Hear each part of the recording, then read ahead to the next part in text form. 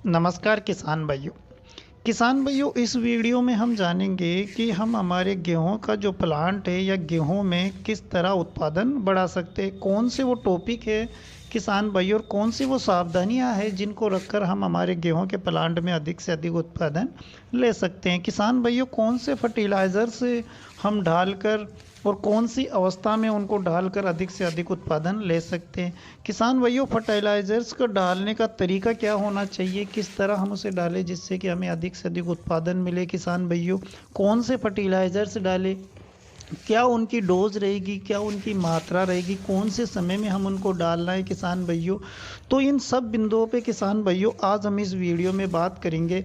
और हमारा जो इस वीडियो का मेन उद्देश्य है किसान भाइयों, वो है कि हम अधिक से अधिक उत्पादन हमारे गेहूं से कैसे ले सके, या फिर हमारे गेहूं के प्लांट से अधिक उत्पादन हम कैसे ले सकते हैं। किसान भाइयों, इसी के साथ किसान भाइयों, जो किसान भाई हमारे चैनल किसान मित्रा पे जो पहली दफ़े आए, उनसे मोस्ट रिक्वेस्ट है किसान भाइयों कि वो हमारे चैनल को सब्सक्राइब कर लीजिए और बेल आइकन को प्रेस कर दीजिए, जिससे कि जो हमारे द्वारा अगली वीडियो बनाई जाती है किसान भाइयों, उसका नोटिफिकेशन सबसे पहले आपके पास आए, जिससे कि आप उस वीडियो को देखकर अपनी जो सब्जी या खेती में सफलता प्राप्त करें।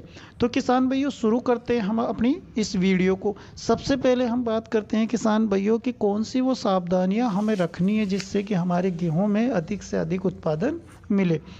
तो पहली सावधानी आपको ये रखना है किसान भाइयों कि जब आपकी गेहूं की फसल 60 दिन से प्लस हो जाए, या गर्भ अवस्था में हो, या किसान भाइयों वालियां निकल रही हो या निकल चुकी हो, तो आपको जो सबसे इम्पोर्टेंट टॉपिक है किसान भाइयों, तो वो आपको ध्यान रखना है कि आप अपने खेत में प्रॉपर मात्रा में नमी बनाए रखना है। क्योंकि किसान भाइयों, उस समय जब बालियाँ निकल रही हो या निकल चुकी हो, या गर्भ अवस्था में हमारा जो गेहूं का पौधा होता है, उस समय उनको जो सबसे ज़्यादा आवश्यकता होती है किसान भाइयों, वो पानी की आवश्यकता होती है।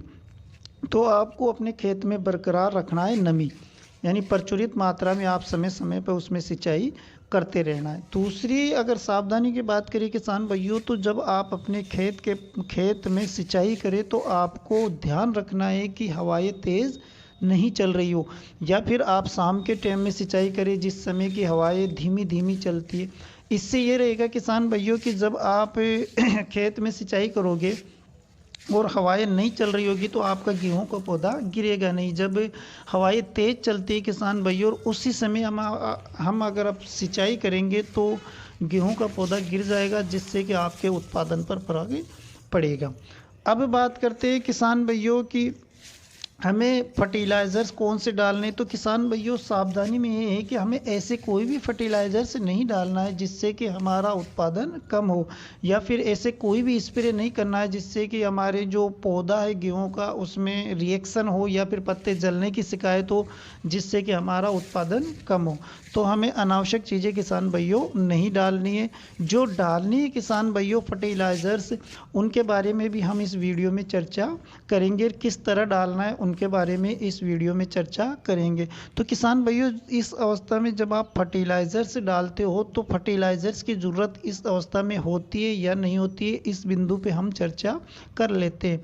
क्योंकि हमने पहले और दूसरे पानी के साथ में जिंक डाला है, सल्फर डाला है, और भी न्यूट्रिएंट्स डाला है, तो इस अवस्था में हमें उसकी आवश्यकता होती है या नहीं होती है किसान भाइयों। तो इसका जवाब है हाँ जी किसान भाइयों, हमें इस अवस्था में, गेहूं की इस अवस्था में फर्टिलाइज़र्स की आवश्यकता होती है। अगर आप नहीं देते हो किसान भाइयों, तो भी आपके गेहूं में उत्पादन हो जाएगा, लेकिन जब आप देते हो तो हम अनुमान लगा सकते हैं कि 1 एकड़ में 1 से 2 कुंटल हमें प्लस उत्पादन मिलेगा, और वो भी मिनिमम खर्चे में किसान भाइयों।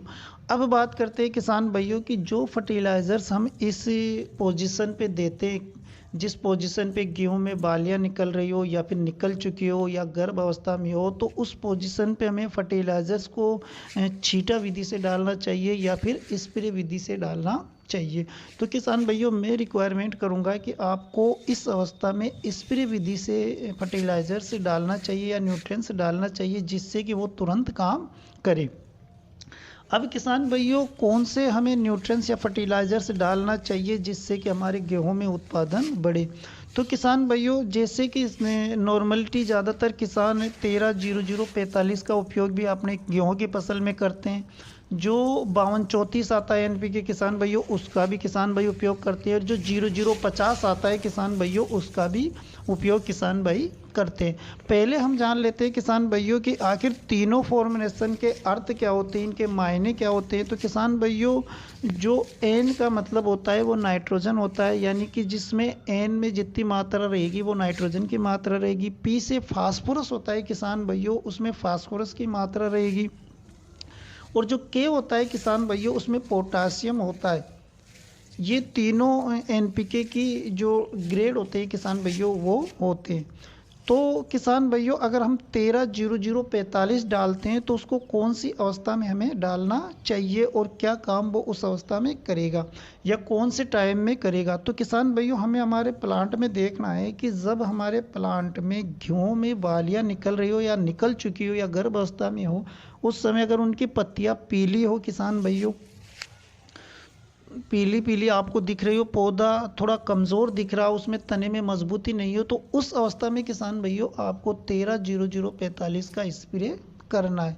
अगर आपकी बाड़ी स्वस्थ है किसान भाइयों, उसमें अच्छा खासा हरापन है, तना भी आपके पौधे का जो मजबूत है और पत्ते भी अच्छे खासे हरे हैं, क्लोरोफिल है किसान भाइयों, तो उस अवस्था में आपको जो 52-34 से किसान भाइयों उसका स्प्रे करना है। यानी गर्भ अवस्था में हो या फिर कुछ कुछ बालियां निकल रही हो, तो उस अवस्था में आपको किसान भाइयों 52-34 का स्प्रे करना हो, जब आपके गेहूं में पत्ते पीले नहीं हो। अब तीसरा जो अपना आता है किसान भाइयों, वो आता है 00-50। अब 00-50 का उपयोग कौन से समय में करना है।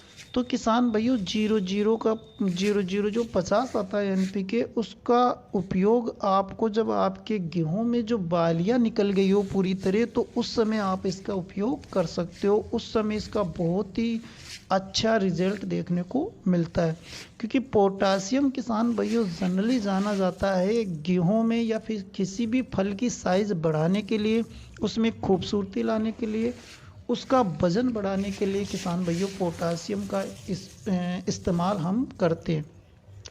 जनरली पोटासियम किसान भाइयों हमारे गेहूं के पौधे को मजबूती भी देता है, लेकिन जो इसका जो मेन काम होता है किसान भाइयों, वो होता है जो फल या फिर दाना कह सकते हैं हम, उसकी साइज बढ़ाने या फिर उसकी जो बाली होती है किसान भाइयों, उसकी लेंथ बढ़ाने या फिर उसका जो भराव होता है जो बाली में जो गेहूं का भराव होता है किसान भाइयों, उसको एक सेटल करने का काम भी पोटासियम का होता है। यानी कि आपने अपने प्लांट में देखा होगा कि जो बालियाँ होती है उसमें कुछ कुछ में दाने नहीं होते या फिर कमज़ोर होते हैं, तो पोटासियम क्या करता है किसान भाइयों, उन सभी दानों को समान रूप से बढ़ाता है, समान रूप से उसमें वजन बढ़ाता है और उनको स्वस्थ या चमकीला बनाता है। तो उस अवस्था में आप पोटासियम का इस्तेमाल कर सकते हो। अब किसान भाइयों, तो ये जो हमारे सामने सवाल खड़ा होता है वो ये होता है कि इनका प्रयोग हमें कितनी मात्रा में करना चाहिए। तो किसान भाइयों, चाहे आप 13-00-45 का उपयोग कर रहे हो या फिर 52-34 का उपयोग कर रहे हो या फिर 00-50 का उपयोग कर रहे हो, तो इसका जो उपयोग आपको करना है किसान भाइयों, 150 लीटर पानी में आपको 1 केजी डालकर अपने गेहूं के प्लांट में स्प्रे करना है। जब आप अपने गेहूं के प्लांट में स्प्रे करें किसान भाइयों, तो आपको एक बात ध्यान रखना है, कभी भी आप सूखे प्लांट में स्प्रे नहीं करें, यानी कि नीचे पहले पानी लगाए उसके बाद में ही स्प्रे डालें। तो ये था किसान भाइयों हमारा इस वीडियो में टॉपिक कि आखिर गेहूं की पैदावार कैसे बढ़ाया जाए। उम्मीद करते हैं किसान भाइयों आप बहुत अच्छी तरह समझ गए होंगे कि किस तरह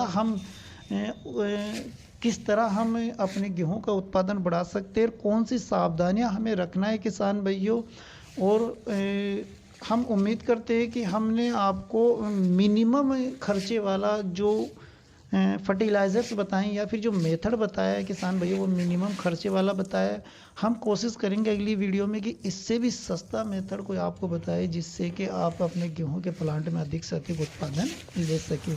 तो इस वीडियो में इतना ही किसान भाइयों, मिलेंगे किसी अगले वीडियो के साथ। नमस्कार।